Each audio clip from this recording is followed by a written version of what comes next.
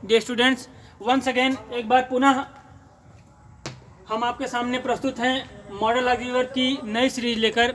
जैसा कि आप लोगों ने पिछले वीडियो में देखा होगा कि मॉडल अलजेब्रा के टॉपिक पर हमने बात की थी। आज पुनः हम आपके सामने मॉडल अलजेब्रा के एक पार्ट लेकर प्रस्तुत हैं। आज हम देखेंगे शुड, मस्ट और आर टू का प्रयोग हम मॉडल अलजेब्रा के रूप में कहाँ कहाँ और किस प्रकार कर सकते हैं। क्या क्या कंडीशन होती हैं जहाँ पर हम तीनों का प्रयोग अलग अलग कंडीशन में करते हैं। अगर आप इनके अर्थ की बात करेंगे तो हम देखेंगे शुड का अर्थ भी चाहिए होता है, मस्ट का अर्थ भी चाहिए होता है और आर टू का अर्थ भी चाहिए होता है। अगर तीनों का अर्थ ही चाहिए होता है तो अगर किसी सेंटेंस में लिख दिया जाए कि यह काम करना चाहिए या फिर वह काम नहीं करना चाहिए, तो हमको कैसे पता चलेगा किस कंडीशन में हम शुड का प्रयोग करें, किस कंडीशन में मस्ट का प्रयोग करें या फिर किस कंडीशन में हम आर टू का प्रयोग करें। आइए देख लेते हैं, एक बारी बारी से तीनों को स्टडी करते हैं। हम पहले शुड का देख लेते हैं।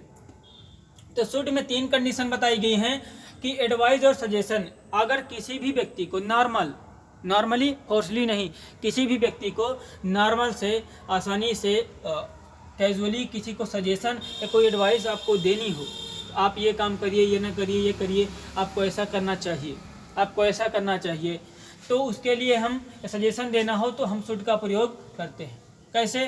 कह दीजिए you should work hard, you should work hard. कोई भी व्यक्ति किसी भी स्टूडेंट को या किसी को कह रहा है कि आपको कठिन परिश्रम करना चाहिए, तो उसके कहने से ये तो प्रूफ नहीं होता कि आप करेंगे ही, फोर्सली नहीं, नॉर्मली वो कह रहा है कि आप सजेशन या एडवाइस देने के लिए हम शुड का प्रयोग किसी भी वाक्य में कर सकते हैं।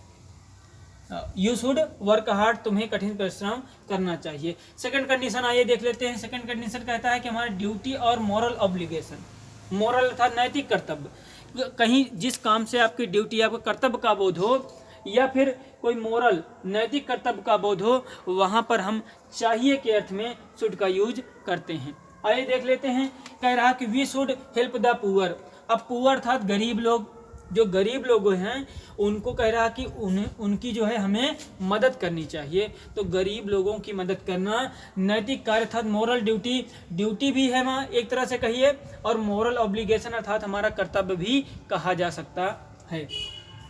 तो ये कंडीशन हमने देख ली कि कहीं पर भी अगर मोरल ऑब्लिगेशन ड्यूटी व्यक्त होती है या व्यक्त करने के लिए हम हमेशा शुड का प्रयोग करते हैं। We should help the poor, हमें गरीबों की मदद करनी चाहिए, ये नैतिक कर्तव्य भी है।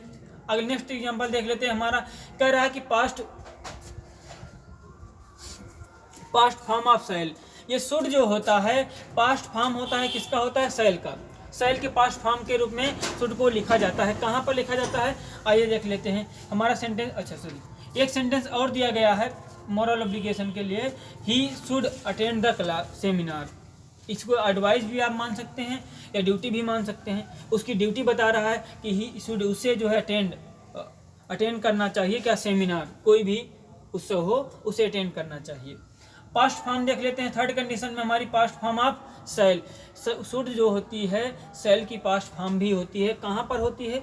जब आप लोगों ने नरेशन पढ़ा होगा, नरेशन में पढ़ते हैं, तो नरेशन में जब डायरेक्ट नरेशन में सेल का प्रयोग होता है तो इनडायरेक्ट नरेशन में हम सेल के स्थान पर शुड का प्रयोग करते हैं। आइए सेंटेंस समझ लेते हैं। सेंटेंस कह रहा है कि ही सेड, उसने कहा आई सेल गो टू मार्केट, मैं बाजार जाऊँगा। साधारण सी बात है। अगर इसको हमको इनडायरेक्ट में बनाना हो तो शुड के स्थान पर, सेल के स्थान किसका प्रयोग करेंगे? हम शुड का प्रयोग करेंगे। सेंटेंस में लिखा भी है ही सेड, उसने कहा दैट की he should go to market, उसे बाजार जाना चाहिए। क्लियर? आइए आगे देख लेते हैं। हमारा मस्ट का अर्थ भी चाहिए होता है, हमने देखा, लेकिन हमने शुड के स्थान पर देखा कि हमारी कंडीशन डिफरेंट थी, और मस्ट के स्थान पर हम देखते हैं मस्ट के लिए हमारी क्या क्या कंडीशन हो सकती हैं जहां हम चाहिए के अर्थ में मस्ट का प्रयोग कर सकते हैं।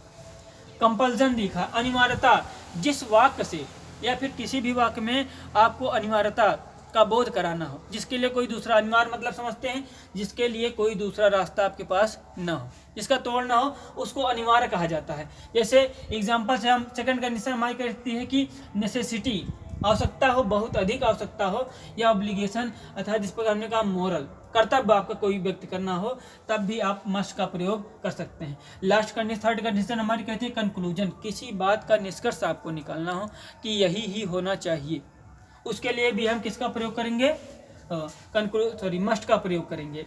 आइए एग्जाम्पल से देख लेते हैं। एग्जाम्पल हमारा पहला है कि you must bring your admit card in the exam. अगर आप कोई परीक्षा दे रहे हैं तो क्या बिना एग्जाम के बिना एडमिट कार्ड के दे सकते हैं? बिल्कुल भी पॉसिबल नहीं है। हमने कहा कि कंपल्सन अर्थात अनिवार्यता। अनिवार्यता का मतलब यही है कि बिना उसके कोई भी रास्ता और नहीं हो सकता है। तो कोई भी एग्ज़ाम अगर आप दे रहे हैं तो बिना एडमिट कार्ड के एग्ज़ाम आप नहीं दे सकते हैं।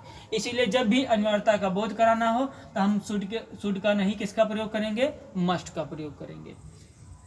नेक्स्ट एग्जाम्पल हमारा देख लेते हैं। यू मस्ट ओबे योर एल्डर्स।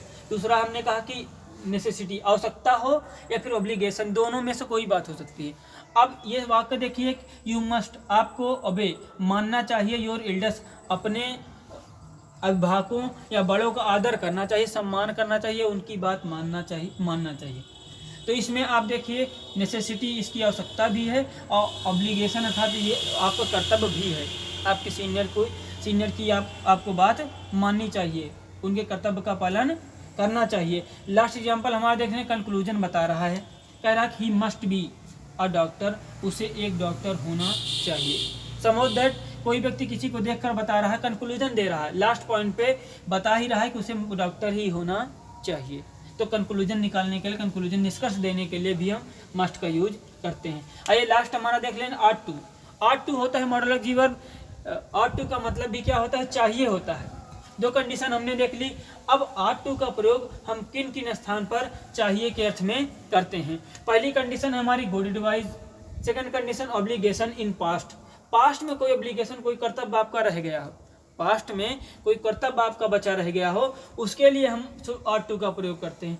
और थर्ड कंडीशन हमारा बता रहा है कि स्ट्रांग पॉसिबिलिटी, अर्थात स्ट्रांग पॉसिबिलिटी जहाँ अधिक संभावना हो, अर्थात 95% जहाँ संभावना हो कि ये काम नहीं होगा या फिर ये काम होगा, तो उसके लिए हम भी आर्ट टू का प्रयोग करते हैं। एग्जाम्पल से आइए समझ लेते हैं। पहला सेंटेंस हमारा कहता है गुड एडवाइस के लिए कि you ought to come on time. कह रहा है कि यू आर्ट टू, आपको आना चाहिए, कहाँ आना चाहिए, ऑन टाइम, था समय पर आना चाहिए।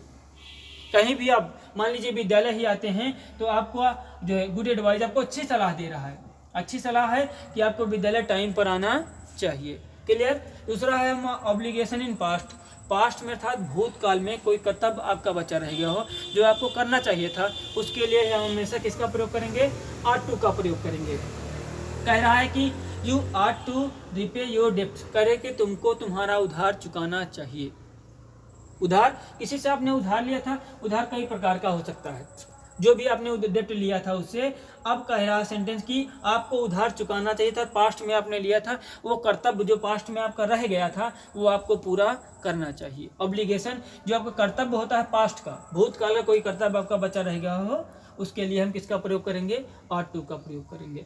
लास्ट हमारा देख लेते हैं, स्ट्रांग पॉसिबिलिटी कैसे व्यक्त होगी इससे। ये बता रहा है इट इज़ रेनिंग, कह रहा है कि वर्षा हो रही, यहाँ पर कॉमा लगा है, वर्षा हो रही। एक बात बता रहा है, ही आर्ट टू बी लेट। अब अगर वर्षा हो रही तो किसी को आने में जाहिर सी बात है कि देर हो सकती है, पॉसिबल है कि नहीं। तो इस वाक्य से क्या 95% पॉसिबिलिटी दिख रही है, आपको मिल रही है कि 95% क्लियर है कि उसको आने में लेट ही होगा, क्योंकि बिना बारिश बंद हुई है तो वह आएगा नहीं। इसीलिए बताया गया it is raining, he ought to be late, वह उसे आने में देर हो सकती है या उसे आने में लेट होना चाहिए। तो इस प्रकार हमने कुछ मॉडल ऑफ द वर्ब के पार्ट को देखा, और जो चीज़ें इसमें ना समझ में आई हो उसके लिए आप कमेंट कर सकते हैं। इसको अच्छे से नोट कर लीजिए या स्क्रीनशॉट आप भी ले सकते हैं, और फिर हम नए वीडियो में मिलेंगे आपको नए टॉपिक के साथ। आज के लिए इतना ही, धन्यवाद।